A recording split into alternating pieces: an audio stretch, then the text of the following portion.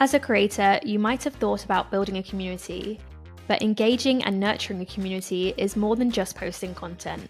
Communities are people, and so you have to view them as people, really like have that empathy. They're not just assets. It is an immensely valuable asset to have, but at the end of the day, it's a value exchange. What people mainly get wrong is like trying to build that value so fast and then extract that value almost immediately.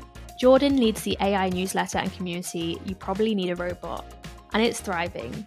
And in this episode of Creators on Air, he shares everything about communities, from starting one, promoting engagement so it doesn't die out in a week, and how to balance monetization with free content. Late Checkout is a holding company that builds community-based businesses. It started more than 3 years ago around digital innovation and product innovation for community-based products. And we've since been building out a portfolio of products and companies, productized service companies around community-based products. So we've got several across the portfolio. You Probably Need a Robot is focused on AI.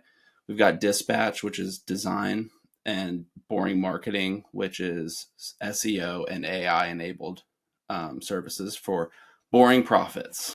That's amazing. And what made you decide to add You Probably Need a Robot to your portfolio and start that off? Yeah, for sure. We had AI kind of in the crosshairs for a while, but with ChatGPT coming out last November, it was just a really good time. Like we had the You Probably Need a Robot name for quite some time, but we were waiting on the right time to launch around a community around AI as a whole. We're on our product innovation side. We've been doing some AI development projects for a long time. So we had some technical expertise in how to integrate AI into products. So we had a little bit of a leg up when ChatGPT and the AI hype all happened. And so that really spurred us to really launch a community and put all of these AI enthusiasts that were on the earliest stage of the adoption curve into one place so they could communicate and learn together, and we could provide value that way. Because at the core, Late Checkout, that's what we do, is community-based products, and so we kind of have to run our own playbook on that. Yeah, no, I love that. And I really love the name. I think it's so original because I feel like most of the AI newsletters and communities have AI in it, but I like how yours has robot instead. So how did you actually start off the community? Was it with the newsletter, or like how did you attract people?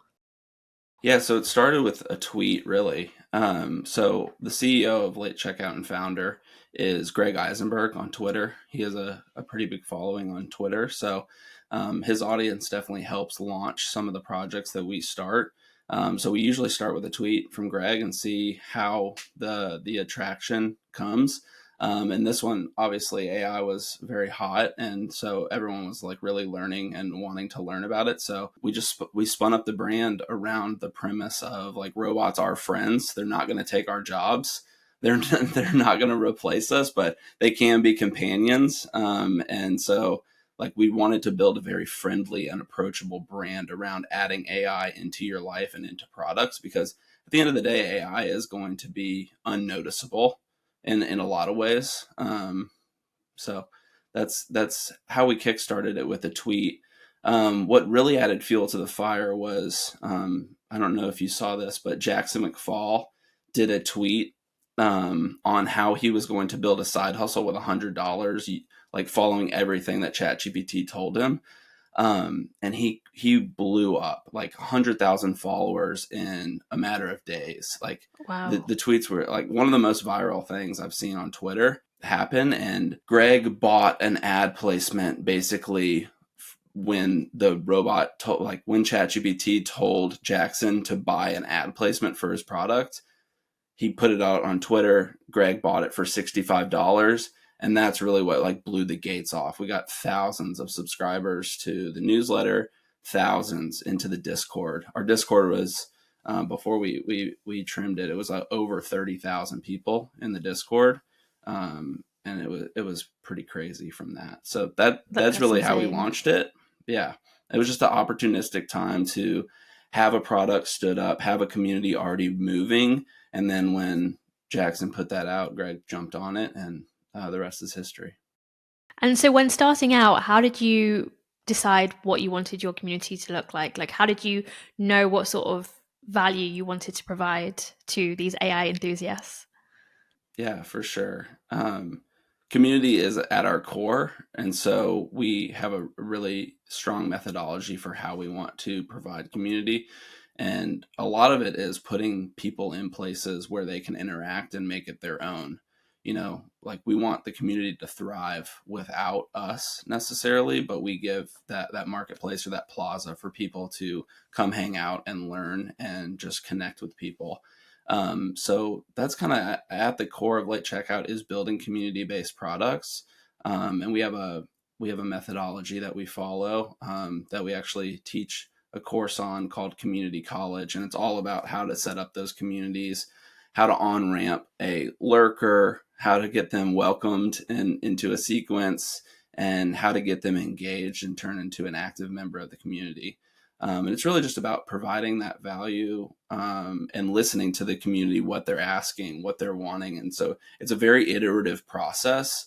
And Mm-hmm. that's how we use community to help know what to build, help know what products that we should offer, what is the market temperature based on everything that people are asking. So a lot of people were asking questions in there. So then we made industry chats. So it's like solopreneurs, e-com, industry professionals like lawyers, doctors, etc. So from there, those questions, we started piecing it and building out the channels as we went. I feel like you raised a really good point by mentioning lurkers, because I feel like I've been part of quite a few communities and a lot of them end up being quite dead after a while. So, how do you encourage that conversation and community engagement within members so it's not just you guys running the show? Totally. Yeah, there's a rule that I think we can look up, but it's like the 99-1 rule. So 90% of people will just lurk, 9% will do some activity, and 1% of people will actually be the energy and like the hype behind the community that can really self sustain it once you get it going. So you can't like make everyone not a lurker. What you can try to do is engineer minimal viable engagement as much as possible.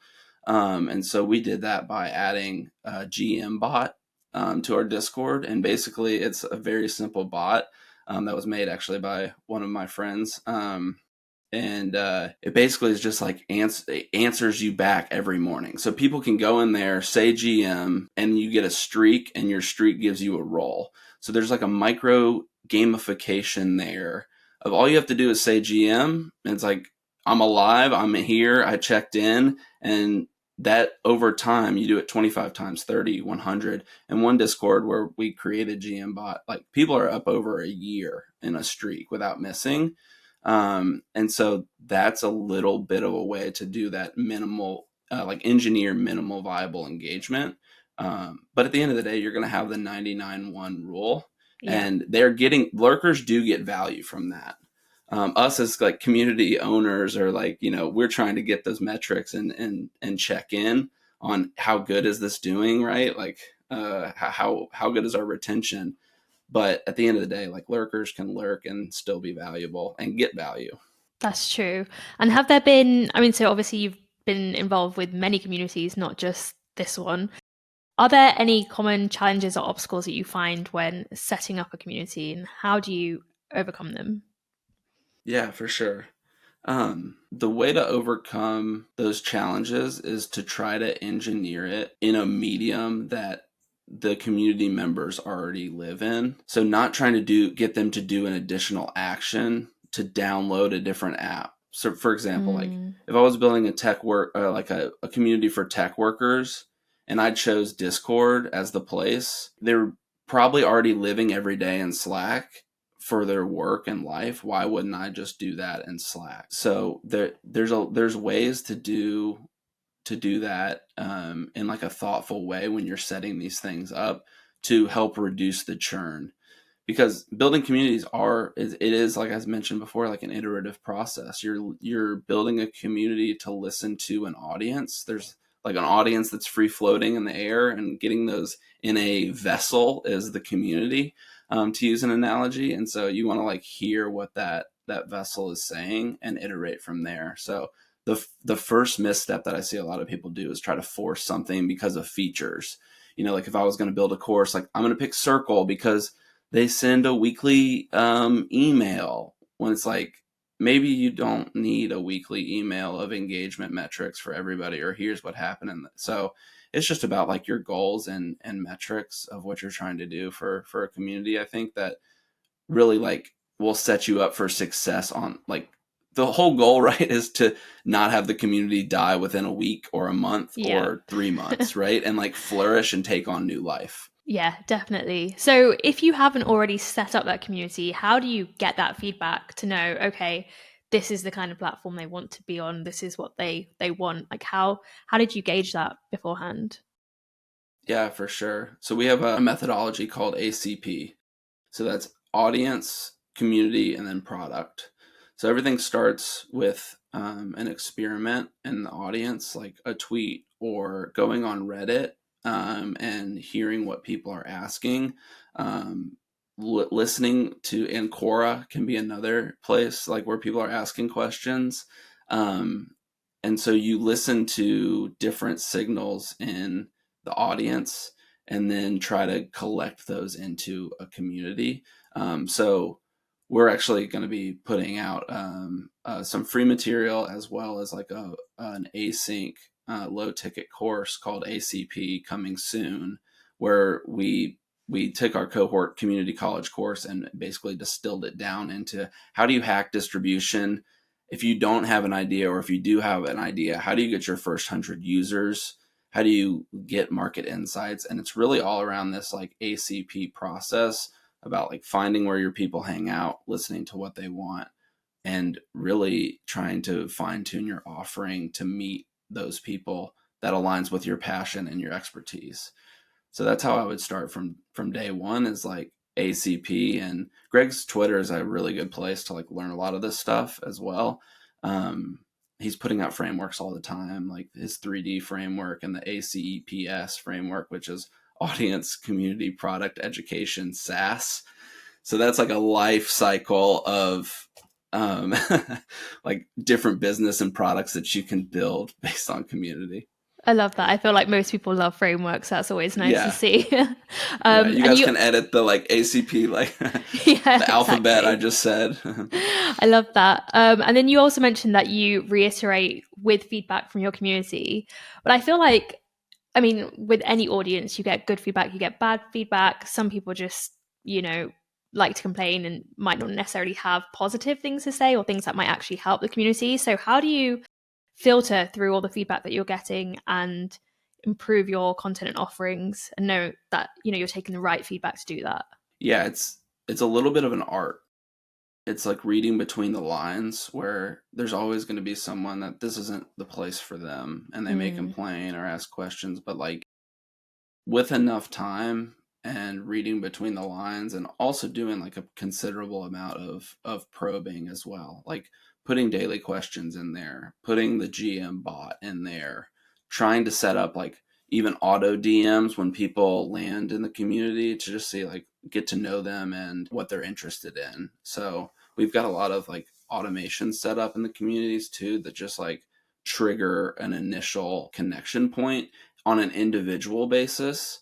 Because a lot of people, I think, with communities, they look at like the whole as like the watering hole, but there's individuals in there as well, and a lot of really good engagement comes from just like individual one-on-one conversations. And so a lot of our community managers and just members of our community jump into conversations individually and just connect with people on what they're building, and that builds affinity over time. Some people will be more honest behind like in DMs than they would be in a group setting.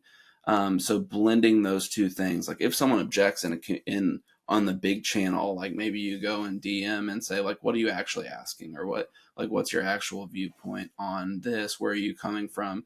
Just to get a little bit more context. It's never going to be perfect, but reading between the lines, I think, and just like listening to the overall pulse over 1 week, a month, 3 months, can really give you a lot of iteration. And these things do take time to marinate, right? It's Yeah, not a one week thing. It's a multiple month, multiple year type thing. definitely. But how do you, I mean, your community is like really big. So how do you offer that almost personalized experience where you can, identify someone's left this message and then you go personally DM them? Like, how do you manage that large size of an audience?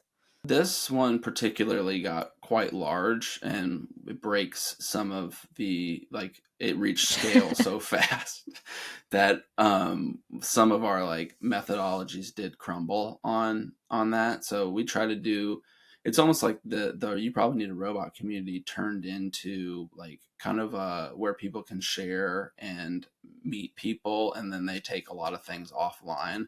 So it's almost like a step down from social in a way.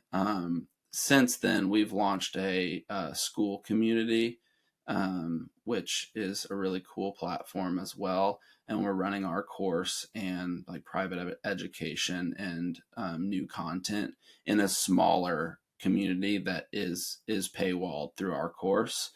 We offer a free course called 5 Tools, 5 Days. It goes through 5 tools over 5 days via email, just to make you a better person with AI. So like really like adding to your AI productivity tool belt. And then we go deeper into the paid version of that and really go into deeper lessons and individualized content. So we've kind of got multiple step downs for the community, and the school community is a lot more in hands-on combat because it's much smaller. How do you go about pricing your, either community or the offerings that you're delivering? How do you go about that? Is there a process for that? Yeah, it really looking at what's available in the market, what we think the outcome could be, and the transformation that is available, as well as the future offerings that we plan to provide in the community. So, right now, Robot Master, the paid course is $199, but it's starting to come with a lot of free content that's going to be behind the school access. As well as we're working on some other partnership products that'll be pretty exciting, that will blow the 199 value kind of out of the water. We think the course is valuable at that point, but there's going to be additional value that you'll either get heavily discounted by being a paid member of the community or get free access to. So Mm. we try to give as much information and value away for free as possible. Like we ran You Probably Need a Robot for completely free, even with minimal ads. We've tried to really just like provide the valuable content, and we've done a couple ad partnerships where it makes sense and where we believe like the ethos is overlapped. But that's how we think about pricing, is just like how can we provide immense value. Yeah. And how do you actually decide? So, how often are you kind of looking at your community to see kind of what's working, what's not working, and figuring out, okay, should I add another offering? Should I add another service here? Yeah, it's really like a cadence thing, and we always want to be moving. So as long as we're not like under the gun and just swamped with work, we're always going to be trying to be like innovating and doing partnerships. We've got a couple of really cool partnerships coming down the pipeline of exclusive content that we're going to probably put into the school community, um, and really not sure what that is going to be like as far as like pricing. But we got that was inbound by someone who took the course, liked what they were doing, and is kind of a generative AI expert that taught a more advanced course on actually building applications. So that was a natural step of, here's how to use these 5 tools, here's how to go deeper and add them to your life to save time and money, and now like here you can build these tools. So we're working on a partnership in that capacity as well, which is not a huge amount of effort for us. It does require a decent amount of work, but a partnerships is a really good way to add value to the community and move Mm. fast. So, how do partnerships work for you then? So, is it like they're providing content to the community, or like they're in the newsletter? Like, how does that relationship work for you guys? Totally. It's unique on each case. So like it just depends on the resources that's available. Like if we're going to be doing a lot of design work, we'll do like a more like 50-50 partnership. If there's like a paid element to it, it really just depends on the level of work involved. But if someone wants access to our audience and it adds value to our audience that's already been in the paid version of our community, it just makes sense to kind of give it away for free a lot of times, and just like give access to a bunch of eyeballs to our partners and give value to our community. It's an asset that we've already built, and we want to continue to add value. So if we're not doing a ton of, if it doesn't cost a ton, we want to try to give that away as much as possible. And how do you balance that, providing free value to your audience with content versus monetization? Yeah, it's a great question. It just kind of you just have a feeling about whether this is a paid resource or a free resource, and just like doing the right thing is kind of how we think about it. There's no real process that goes into it other than that. If we feel like we should just give it away for free Mm, and as a part or as a bundled piece of something that someone's already paid for, then it kind of just makes sense to do that. So it's really like a fluid kind of do the right thing case by case basis. And if we want to make sure that we're adding goodwill to the community, like if we look at our goodwill apple, we want to build that goodwill apple up, up, up. And then every sale or chance to monetize is taking a bite out of that apple. So we mm. want to make sure that we're not taking too many bites out of our apple. Absolutely. And what about managing your time? So, I mean, obviously, you've got the newsletter, you're managing the community, you're, coming up with courses and things like that. How do you effectively manage all of that? I've got a killer team for sure. Um, so we've got a really strong ecosystem at late checkout. Like our designers are all dispatch designers. So I have a dispatch subscription with You Probably Need a Robot, and I'll put in a design request sometimes in the evening and get an amazing design in the morning when I wake up. And so it's a really, or maybe sometimes it's like a day or two with iterations, but that's really strong where I can like get all fresh thumbnails or Twitter assets or course assets overnight. So it's really, really strong offering for dispatch. Other than that, I've got a really strong team of writers that help put out content, as well as some help on the strategy and business execution side of things. Mm, So yeah, it's a collective effort, and that's part of the model that we've built at Late Checkout is like this hold co thing. Is these experiments can run a lot more lean and become companies a lot more quickly when we have shared resources and shared assets across the org and the hold co. absolutely. So, if there was a creator who has built a community just on their own and they kind of want to scale and they want to start building a team, where do you think they should prioritize in terms of hiring? Totally. Great question. I would need a lot more context for their specific situation, but to be valuable, I'll say it really depends on the prioritization. Like there's like the Eisenhower matrix where the four quadrants of immediate, urgent, delegate, etc. I would say like turn that into a hate love matrix of like what are you good at, what do you love, don't hire for that. What do you hate, what are you bad at, definitely hire for that. And then what on the backbone of that is going to add the most value from a monetary standpoint. Like these things do need to make money, and like that's how you hire and scale and like hire for all those buckets. So I would say building that hate love matrix, and I think I saw that from a guy named Kane Calloway on Twitter. He had this like matrix that was really well designed, and he was saying like the things that he loved to do he was going to keep doing, and the things that he wasn't good at and didn't like he was going to hire for. So Mm, that's a really cool framework, I think, for hiring. And he's a solo creator right now. So I think that's super relevant. So I'd definitely go check that out. Definitely. And I mean, you've come across, I'm sure, so many communities in your line of work. So, what do you think most people get wrong about communities as kind of the product? Yeah, Web3 took a toll on communities, for sure. I think a lot of people got taken advantage of when it was community as the product. Um, I view like communities are people, and so you Mm, have to view them as people and really like have that empathy. And they're not just assets. It is an immensely valuable asset to have a community around, but at the end of the day, it's a value exchange.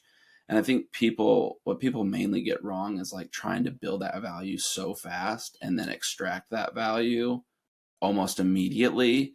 It feels very transactional. People are not transactional. They want to be fostered to, catered to, hugged, loved, like, and people just like use community as a way to get their numbers up or something to sell to. And I think if you want to be building community, it's a long-term game with long-term people, and you should have like a 10-year gaze instead of a day gaze. I love that. I think that's a great answer to end the podcast on. But we're going to jump into a quick fire round now. So, I'm going to ask you 5 questions I ask every creator that comes on air, starting with what's your favorite thing about being a creator? Think just the ability to push ideas through a filter and see what sticks and see what people track to and iterate quickly. Mm. And what gives you the most inspiration for what you do? Yeah, it's just like having your like ideas be published into the world is something that I think is such a unique experience in the internet age, that your brain can be published everywhere and you can see other people's brains published. And so like just seeing really cool people, their brain in real time, is a really fascinating piece that like is inspirational. Yeah, I love that. And is there a tool that has been the most helpful for your business? I love Figma. Honestly, and another one is My Mind. It's an AI tool that I love, and it's really seamless way to bookmark and save things, kind of like a second brain. Um, Oh, cool. yeah, so that one I've not is, heard of that. yeah, that one's really cool. It's kind of undercover, but I think it's only like $5 a month for the premium too, and it's really cool. Oh, cool. I'll check that out. And what's something that helps you with your creative work-life balance? Walks are always good. And really like walking, listening to podcasts, and calling friends, and cold DMs also. I love just DMing people and just seeing what they're up to, and giving a chance to connect, and getting out of your own like bubble is an Mm, interesting way to get inspiration and have inspiration for what you're doing. love that. And what's one piece of advice that you would give to other creators? Keep going. If you don't publish, then no one sees your ideas. I made the mistake in the past of having all my ideas in a notebook, and if you don't publish them, then no one's seeing them. So true. I love that. Thank you so much, Jordan. This has been such a great conversation. I feel like I've learned so much about community building. So thank you. Awesome. Well, thank you guys for having me on. I really enjoyed it and love what you guys are doing at Passion Fruit. And it's an amazing asset for creators. If you're a creator working with sponsors, then check out Passion Fruit. We help you to streamline your entire workflow. I'll see you in the next one.